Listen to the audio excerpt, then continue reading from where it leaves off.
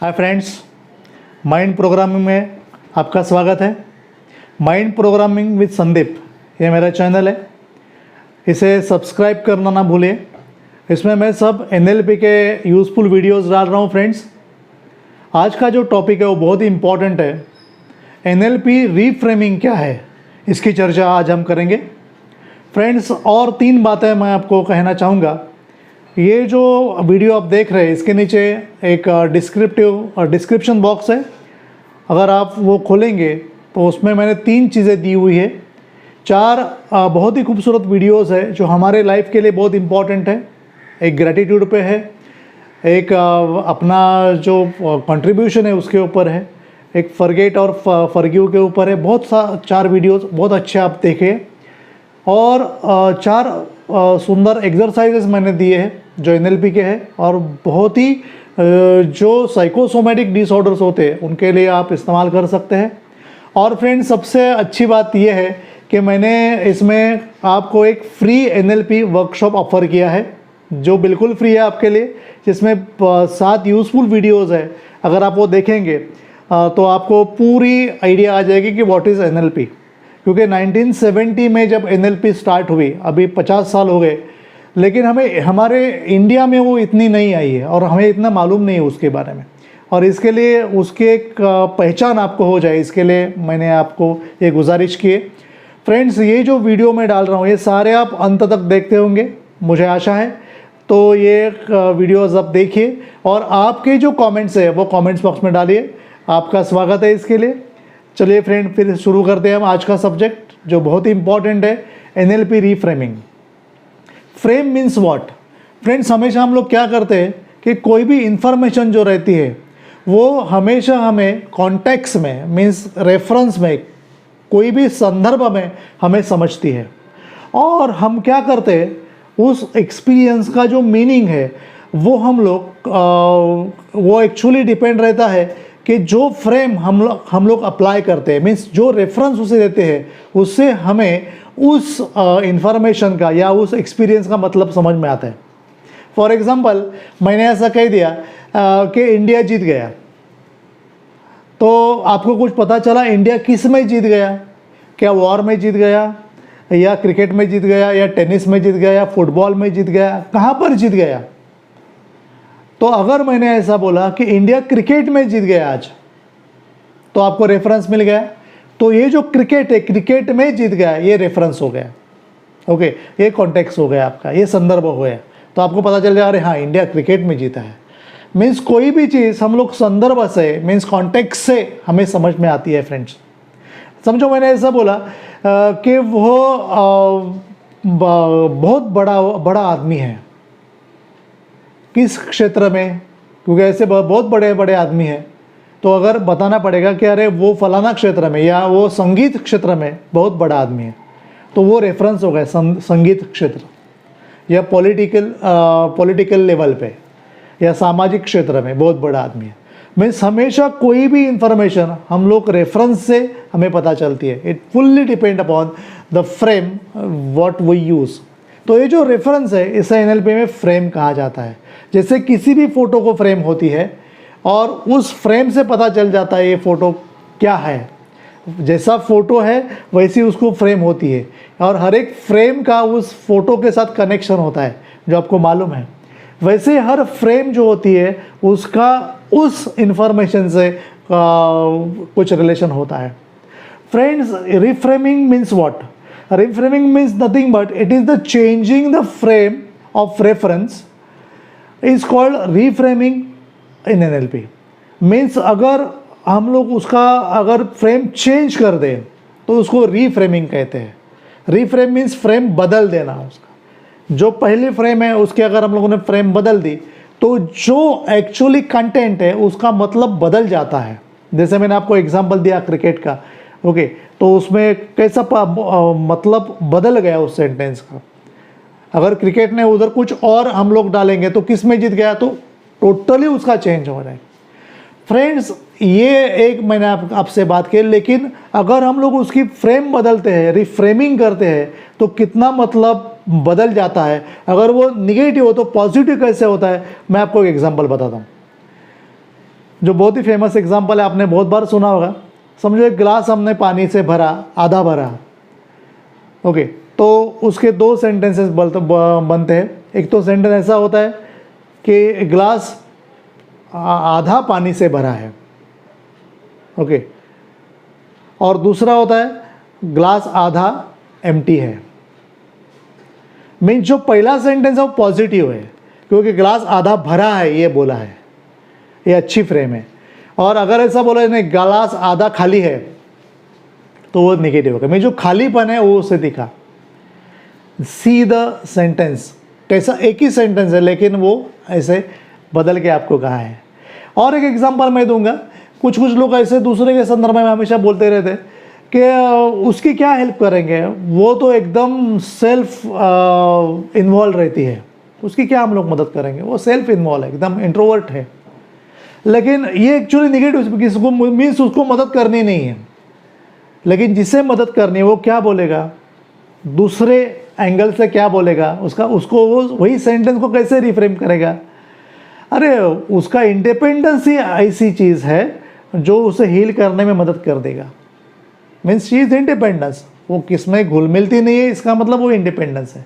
Means positivity दे दी और एक सकारात्मक एंगल से उसको रिफ्रेम कर दिया। So friend, it is very much important.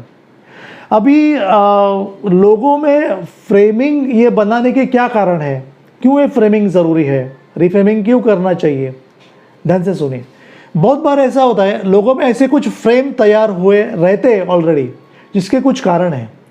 पहला तो कारण है उनमें बहुत सारे प्रकार के इश्यूज़ रहते हैं, बहुत सारे प्रकार के प्रश्न रहते हैं, अलग अलग प्रकार के। इसके लिए उनकी एक फ्रेमिंग बनी हुई रहती है, उनकी एक जिसको बोलते हैं चौकट, वो बनी हुई रहती है। कभी कभी उनमें बहुत लोगों में गलत आइडियाज़, इमेजिनेशंस होती है, इसके लिए उनके फ्रेम्स बने हुए रहते हैं। कभी कभी उनको बहुत सारी समस्याएं होती है, प्रॉब्लम्स होते हैं, वैसे उनके फ्रेम बन जाते हैं। कभी कभी बहुत सारी कंसर्न्स, चिंताएं होती है, इसके लिए उनकी फ्रेम वैसी बनी हुई रहती है। कभी कभी उनकी लैंग्वेज प्रॉब्लमेटिक होती है, अच्छी लैंग्वेज यूज़ नहीं करते और इसके लिए खुद ही अपने लिए वो फ्रेम बना लेते हैं, and they will be in the problem, वो संकट में आ जाते हैं। कभी कभी वैसा होता है, अनहैप्पीनेस होता है, दुख होता है, बहुत प्रकार का पेन होता है, इसके लिए वो उनके लिए एक फ्रेम बना लेते हैं। तो फ्रेंड, उनको उस फ्रेम से बाहर निकालना है और इसके लिए रिफ्रेमिंग करना है। यही NLP का मकसद है, ध्यान में रखिए। ये मैं आपको वीडियो इसके लिए डाल रहा हूँ कि जो लोग इन सारी परेशानियों में हैं, जो आपके इर्द गिर्द सब जगह पर दिख रहे हैं, तो उस फ्रेम को आपको तोड़ना है और फिर से आपको नया फ्रेम बनाना है उनके लिए और उन्हें बाहर निकालना है। मीन्स क्या करना है, जो अनहेल्पफुल लोग हैं, जिनको हेल्प नहीं मिलती है, उन्हें आपको हेल्प करनी है, मदद करो उनको, ताकि वो उस फ्रेम से वो बाहर आ जाए। कभी कभी ऐसा रहता है जो अनप्रोडक्टिविटी है, जिन लोगों में कुछ प्रोडक्टिविटी है ही नहीं, अरे वो हम लोग बोलते हैं यूजलेस है, वो नहीं, उनको यूज़फुल बनाना है, उनमें प्रोडक्टिविटी आपको निर्माण करनी है रिफ्रेमिंग करके। कभी कभी ऐसा होता है बहुत लोग डिफ़िकल्टी में होते हैं, बहुत परेशानी होती है, तो वो परेशानी सॉल्व करने के लिए आपको हेल्प करनी है रिफ्रेमिंग करके। बहुत सारे लोग हैं उनमें बहुत अंदर जहर भरा हुआ रहता है, बहुत टॉक्सिसिटी रहती है अंदर, तो वो जो टॉक्सिसिटी है वो आपको मिटानी है, हटानी है और उनको पॉजिटिव मोड में लाना है, पॉजिटिव स्टेट में लाना है, सकारात्मक भाव में लाना है। वही आप रिफ्रेमिंग करके उनमें से उनको अच्छा कर सकते हैं। फ्रेंड्स, आपको कुछ मैं एग्जांपल्स दूंगा। कभी कभी बहुत लोग ऐसे बोलते हैं, देखिए मैंने आपको जो बोला ना, कैसे लोग अपनी भाषा बदलते हैं। आई हेट क्राउडेड एयरपोर्ट्स, मेरे को अच्छे नहीं लगते क्राउडेड एयरपोर्ट्स, ऐसे लोग हमेशा बोलते हैं। और ऐसे they are having frowns on their forehead, ऐसा बोलते हैं कि नहीं मुझे अच्छे नहीं लगते। तो इसका मतलब एक्चुअली हमें उनको बोलना चाहिए कि अरे ऐसा मत बोलो, ऐसा बोलो, this is really motivated to you that next time you will definitely travel through the business class. अरे तुम्हारा खुद का प्लेन होगा, चार्टर्ड प्लेन से जाओगे तुम, तो अच्छी बात है ना, तुम्हें क्राउडेड एयरपोर्ट पसंद नहीं है तो यो फ्रेम जो तोड़ दो और नई फ्रेम बना लो कि तुम तुम्हारे खुद के चार्टर्ड प्लेन से जाओगे। Don't mingle with the people if you don't like them. किसने भाई तुम्हें फोर्स किया है? कुछ लोग ऐसे बोलते हैं, अरे मेरा घर जल गया, मेरी लाइफ तो बर्बाद हो गई। देखिए बहुत बड़ी समस्या है, बहुत घर जल गया, मेरी लाइफ बर्बाद हो गई। तो उनको बोले, अरे ठीक है, लेकिन उसको कैसे रिफ्रेम करना है, ये फ्रेम तो बन गई, उसको कैसे रिफ्रेम करना है, इट इज़ नथिंग बट ठीक है चल गया तुम्हारा घर, it's a great opportunity for you कि there are so many ways, better ways for you to start newly, कि नए दौर से तुम शुरू कर सकते हो अपनी लाइफ और कुछ नया कर सकते हो पहले से भी अच्छा। फॉलोड मीन्स जो रीफ्रेम है वो ऐसी है, जो पुरानी फ्रेम है जो निगेटिव है उसे तोड़कर आपको अच्छी फ्रेम बनानी है जो पॉजिटिव हो। फ्रेंड्स एक्चुअली इसमें बहुत सारे एग्जांपल्स हैं, मैं आपको एक स्लाइड दिखा रहा हूँ, वहाँ पर कुछ एग्जांपल्स है कैसे हम लोग करते हैं और कैसे होना चाहिए। Okay, it must be in this way, please watch it.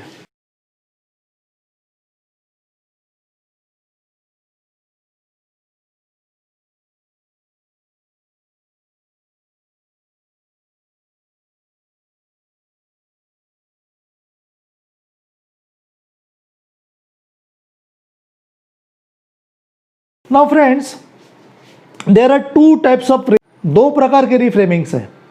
हाँ, एक को हम लोग बोलेंगे कॉन्टेक्स्ट रिफ्रेमिंग, मीन्स रेफरेंस की रिफ्रेमिंग है, और दूसरी है content reframing. Content means meaning, जो कंटेंट बोलते हैं हम लोग, जो इन्फॉर्मेशन जो कंटेंट रहता है उसका रिफ्रेमिंग कैसा करते हैं। अभी जो कॉन्टेक्स्ट रिफ्रेमिंग रहता है उसमें कॉन्टेक्स्ट बदल देते हैं, वो पॉजिटिव कर देते हैं, और जो कंटेंट रिफ्रेमिंग रहता है वहाँ पर कंटेंट मीनिंग बदल देते हैं। फॉलोड मीन्स एक्चुअली उसमें क्या होता है, डिफरेंट सिचुएशन उसमें खोजे जाते हैं, मीन्स कॉन्टेक्स्ट रिफ्रेमिंग में, और जहाँ पर अनडिजायरेबल एट्रीब्यूट्स है, मीन्स अनुचित कुछ विशेषता है या गुण है उस व्यक्ति में, उसको बदल देते हैं। और उसको कहाँ पर बदल देते हैं, उसको बहुत ही महत्वपूर्ण वैल्यूएबल उनको बना देते हैं, मीन जो निगेटिविटी है उसे पॉजिटिव कर देते हैं। फॉर एग्जाम्पल कभी कभी लोग ऐसा बोलते हैं, you are too obsessive about small details, means तुम पागल हो बहुत छोटी छोटी बातों के लिए। ओके, इसमें जो उन्होंने दिया ऑब्सेसिव यानी पागलपन, ये कंटेंट दिया उसने, बराबर, छोटी छोटी बातों के लिए मीन डिटेल, ये कंटेंट है। ओके, और मीन्स कॉन्टेक्स्ट है, लेकिन तुम पागल हो, ये उनके ऊपर क्या किया, उन्होंने मार्किंग किया। अभी इसे कैसे रिफ्रेम करेंगे आप, तो उसका बहुत ही अच्छा है, अरे यू आर रियली परफेक्शनिस्ट, हो गया ना पॉजिटिव। मीन्स वहाँ पर जो कॉन्टेक्स्ट है, संदर्भ है, वो बदल दिया। ओके, तुम डिटेल में सोचते हो, ये डिटेल संदर्भ है, उसको बदल दिया और उसको क्या बना दिया, yes you are perfectionist, positive बना दिया, उसको वैल्यू दे दी कि परफेक्शनिस्ट हो तुम, पॉजिटिव, ये तुम्हें प्लस है, तो उसका देखने का नज़रिया, खुद की तरफ देखने का अंदाज बदल जाएगा। Yes I am perfectionist. जो लोग बोलते हैं मेरे बारे में कि डिटेलिंग में पढ़ा रहता है, वैसा नहीं हूँ मैं, आई डोंट हैव एनी ऑब्सेसिवनेस, पागलपन नहीं है मेरे में। ओके, वो मेरे में वो जुनून नहीं है, मैं अच्छा हूँ। ताकि यहाँ पर मीन्स कंटेंट रिफ्रेमिंग में क्या होता है हमेशा कि ऐसा डिस्क्रिप्शन या वर्णन खोजते हैं कि जहाँ पर अनडिजायरेबल एट्रीब्यूट होता है जो पॉजिटिव वैल्यू बन जाए, मीन्स सकारात्मक मूल्य हो जाए उसका। फॉर एग्जाम्पल मैं आपको एक एग्जाम्पल देता हूँ, कभी कभी ऐसा बोलते हैं लोग, I have to buy a small car, मुझे ना छोटी सी कार लेनी पड़ेगी, छोटी सी कार, स्मॉल कार, मीन्स उन्होंने डिस्क्रिप्शन क्या किया, कार का, छोटी सी कार, मीन्स मेरी इतने औकात नहीं है। तो उसे हम लोग कैसा रिफ्रेम कर सकते हैं, अरे वाह, very good, great, you can save a lot on petrol, अरे यानी तुम बहुत पैसा पेट्रोल में बचा सकते हो छोटी कार लोगे तो। मीन्स छोटी कार को किसके साथ चेंज, किसकी पॉजिटिव वाली उसकी क्या बना दी, यस तुम पेट्रोल बचाने वाले हो। तो जब वो कार में बैठेगा अपनी छोटी सी, तो उसमें उसके मन में क्या आएगा, फ्रेम क्या होगी उसके लिए, अरे मैं पेट्रोल बचा रहा हूँ, इट इज़ नथिंग बट मैं नेशन की सेवा कर रहा हूँ, देश सेवा है कि पेट्रोल बचाओ, ईंधन बचाओ, रिसोर्स मैं बचा रहा हूँ। फॉलोड फ्रेंड्स, ध्यान में रखिए, दो एग्जाम्पल बहुत महत्वपूर्ण है। बिहेवियर ऐसे कंटेंट में रखते हैं जहाँ डिसएडवांटेज जो होता है वो रिसोर्स बन जाता है कॉन्टेक्स्ट में। कॉन्टेक्स्ट में हमेशा एक बात ध्यान में रखिए, जो डिसएडवांटेज है, जो निगेटिविटी है, उसे हम लोग रिसोर्स बना देते हैं। जैसे उसको ऑब्सेसिव है डिटेलिंग में जाने के लिए, उसको हम लोग क्या बना दें, परफेक्शनिस्ट बना दिया। और वही कंटेंट में क्या करते हैं, कंटेंट रिफ्रेमिंग में हम क्या करते हैं कि जो परसेप्शन है वो ऐसा बदल देते हैं कि कोई भी निगेटिव को जज ना कर पाए। ओके, निगेटिविटी जज उसमें होगी नहीं। मैं छोटी कार लिया ना तो तुम्हारी औकात नहीं, इसके लिए नहीं, तुम पेट्रोल बचा रहे हो। देखो कैसे बदल दिया उसको, परसेप्शन ही उसका बदल दिया पूरा, बराबर है। It is very much important for that. तो फ्रेंड्स, ये बहुत ही इम्पॉर्टेंट है, आप उसे बराबर समझ लो। इसके और भी कुछ एग्जाम्पल मैं आपको दे रहा हूँ, इस स्लाइड को देखिए आप, कि यहाँ पर आपको बहुत सारे उसके एग्जाम्पल्स मिलेंगे। Please watch it.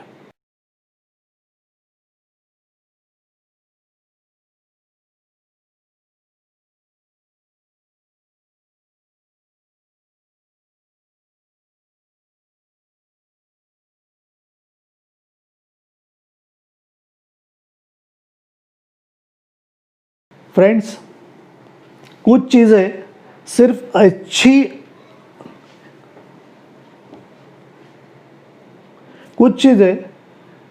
अच्छी या सिर्फ बुरी लगती है हमें, क्योंकि हम उनके बारे में वैसा सोचते हैं। मैं क्या बोलता हूँ, ध्यान से सुनिए।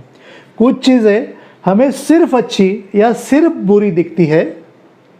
कुछ फ्रेम हमें अच्छे दिखते हैं, कुछ फ्रेम हमें बुरे दिखते हैं हमारे लाइफ में।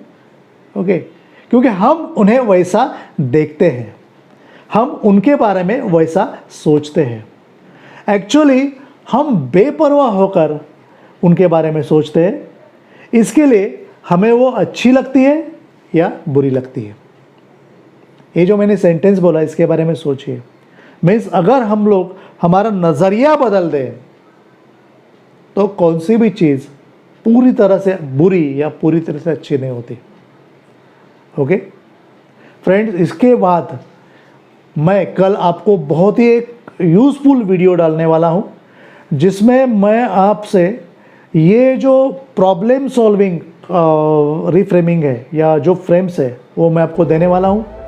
वो आप ज़रूर देखिए। और वो 5 है प्रॉब्लम सॉल्विंग फ्रेम्स, वो इतने इंपॉर्टेंट है अपने लाइफ के लिए, पूरी लाइफ आपकी बदल देगी। क्योंकि वर्कशॉप के ज़रिए मैंने बहुत लोगों में एक ट्रांसफॉर्मेशन लाया है उन 5 फ्रेम्स के ज़रिए।